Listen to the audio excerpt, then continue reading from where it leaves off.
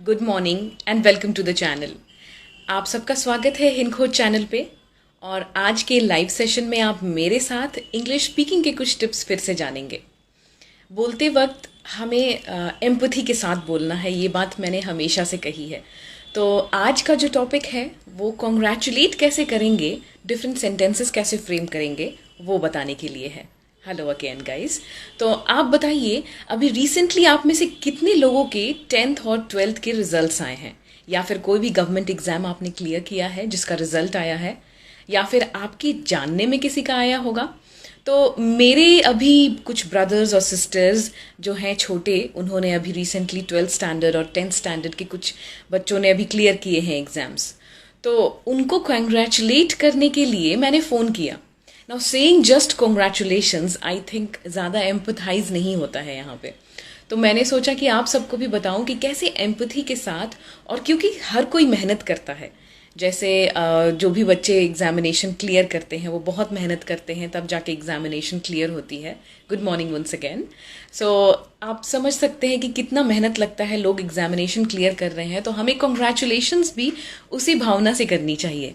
तो अगर इंग्लिश में आप सिर्फ ये शब्द यूज़ करें कॉन्ग्रेचुलेशंस तो भी ठीक है, बट ये बड़ा फॉर्मल सा लगता है। आप फॉर्मली अगर किसी को बोल रहे हैं कॉन्ग्रेचुलेशंस बोल सकते हैं, नॉर्मल, बस गए और उनको कॉन्ग्रेचुलेशंस बोला। शादी वादी में भी हम जाते हैं, जिनकी शादी होती है तो उनको भी कॉन्ग्रेचुलेशंस करते हैं।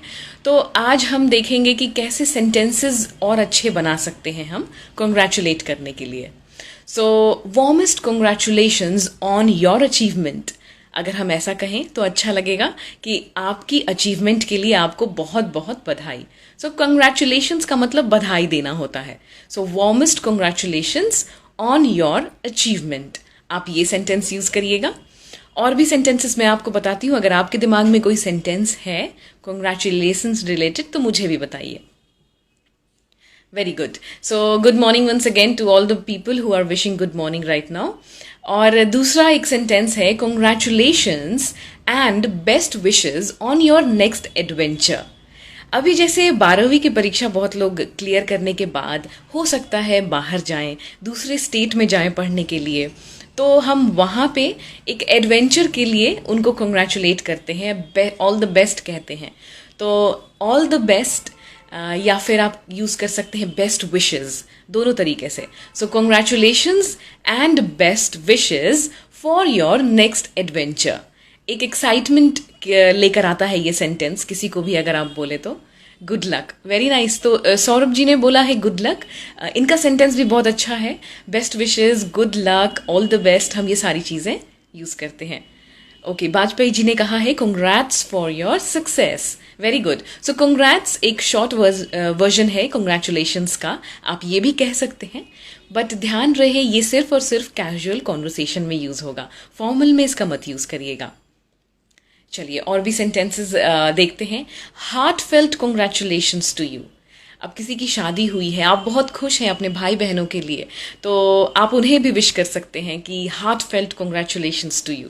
आपके कोई बहुत करीबी मित्र हैं, उनकी शादी हुई है, आप उन्हें कॉन्ग्रेचुलेशंस कहने के लिए, यानी कि मैं दिल से तुम्हें बधाई देता हूँ, ऐसा अगर आप कहना चाहें तो आप इंग्लिश में बोलेंगे heartfelt congratulations to you. अब जो भी मैंने सेंटेंस बनाए हैं ये आप यूज़ कर सकते हैं सोशल मीडिया पर भी। किसी की जॉब लगी है उसके लिए, किसी की शादी हुई है उसके लिए, या किसी ने कोई एग्ज़ाम क्लियर किया है, उन्होंने अपडेट किया फेसबुक पर, इंस्टाग्राम पर, that I cleared class 12th examination with 98.6%, ऐसा कुछ। तो आप उन्हें ऐसे कुछ भेज सकते हैं, कमेंट कर सकते हैं सोशल मीडिया पर भी। चलिए और भी देखते हैं। और कॉन्ग्रेचुलेशंस एंड ब्रावो। और ब्रावो वर्ड यूज़ किया जाता है इंटरजेक्शन की तरह। इंटरजेक्शन आप सब जानते ही होंगे। अगर आपको इंटरजेक्शन के बारे में डिटेल में जानना है तो हमारे यूट्यूब चैनल पे आकर इंटरजेक्शन का वीडियो ज़रूर देखिएगा। वंदना मैम का स्पेशल वीडियो है इस पर। सो इंटरजेक्शन इन अ समरी वे मैं आपको बता देती हूँ। जब भी आप अपने इमोशंस बताना चाहें तो आप कुछ वर्ड्स यूज़ करते हैं। मान लीजिए अगर किसी की मौत हो जाती है, कोई एक्सीडेंट देख लेते हैं आप, तो आप बड़े उदास हो जाते हैं, आप सरप्राइज्ड हो जाते हैं बहुत ज़्यादा, आपको एक शॉक लगता है। तो वहाँ पर आपके चेहरे का भाव बिल्कुल अलग हो जाता है और आप जो वर्ड बोलते हैं, ओ नो मैंने क्या देख लिया, तो यहाँ पे आपने भाव के साथ कहा ओ नो, या फिर आप बोले अरे। तो ये सारे वर्ड हिंदी के साथ हम यूज़ करते हैं, अरे शिट मैंने एक्सीडेंट देखा अभी अभी। तो इस तरह से हम जो वर्ड्स यूज़ करते हैं ये इमोशंस के साथ अपने आप हमारे मुंह से निकलते हैं। और इंटरजेक्शन इंग्लिश में भी ऐसे कुछ वर्ड्स हैं, जैसे आप बहुत खुश हो तो आप कहते हैं हुर्रे, यस वी वोन, यानी कि हुर्रे हम जीत गए। तो आप खुश होते हैं, पॉजिटिव वे में आप हुर्रे का यूज़ करते हैं। अगर किसी की मृत्यु हो जाए, अगर आसपास पड़ोस में किसी को कोरोना वायरस हो जाए मान लीजिए, तो जैसे कि अभी बहुत ज़्यादा ये डिज़ीज़ फैल रही है already, but we have a good news that third round of जो हमारा एक्सपेरिमेंट चल रहा है इंजेक्शन से रिलेटेड, वैक्सीन से रिलेटेड, वो थर्ड राउंड 12 अगस्त को ख़त्म करने के बाद शायद रजिस्टर हो जाएगा। तो होप फॉर द बेस्ट, देखते हैं। सो देखिए यहाँ पे मैंने आपको बोला ब्रावो वर्ड, इंटरजेक्शन की तरह जब कोई बहुत ही अच्छा और नेक काम करे या फिर किसी ने बहुत बहादुरी का कोई काम किया है तो आप उसे ब्रावो कहते हैं।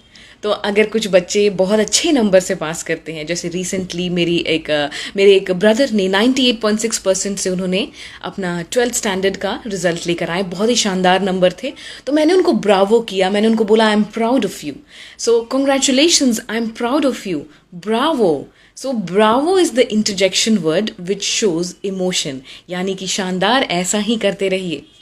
और भी है, this calls for celebration, congratulation, आप ऐसे भी कह सकते हैं। एक्साइटमेंट लाइए अपने वॉइस में, तब समझ आएगा।